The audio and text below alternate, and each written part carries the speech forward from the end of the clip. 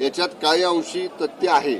माननीय आमदार संजय गायकवाड साहेबांचं जे म्हणणं आहे ना, कारण आम्ही सुद्धा मंत्री व्हायच्या आधी आकाशवाणी आमदार निवासला राहिलेलो आहे. आम्ही मंत्री व्हायच्या आधी मनोरा आमदार निवासला राहिलेलो आहे.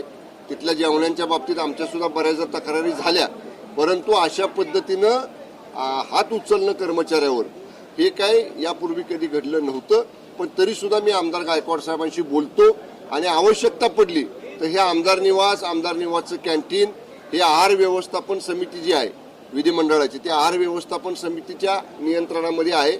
आहार व्यवस्थापन समितीच्या समिती प्रमुखांच्याशी सुद्धा आम्ही बोलू आणि निश्चितपणे यातनं खाद्यपदार्थाचा दर्जा कसा सुधारला जाईल आमदार निवासांमधला या बाबतीत सुद्धा आहार समितीच्या माननीय समिती प्रमुखांबरोबर चर्चा करून आम्ही मार्ग काढू. मारहाण करणं वगैरे हे जरी योग्य नसलं तरी आमदार महोदयांचा पारा एवढा का चढला, म्हणजे त्यांना ते एवढा हाणमार करण्यापर्यंत का प्रकरण गेलं याची मला त्यांच्याकडनं माहिती घेऊ द्या. एकच बाजू टीव्हीवर बघून बोलणं त्यापेक्षा मान्य आमदार महोदयांची सुद्धा आमदार महोदयांची सुद्धा बाजू मी समजून घेतो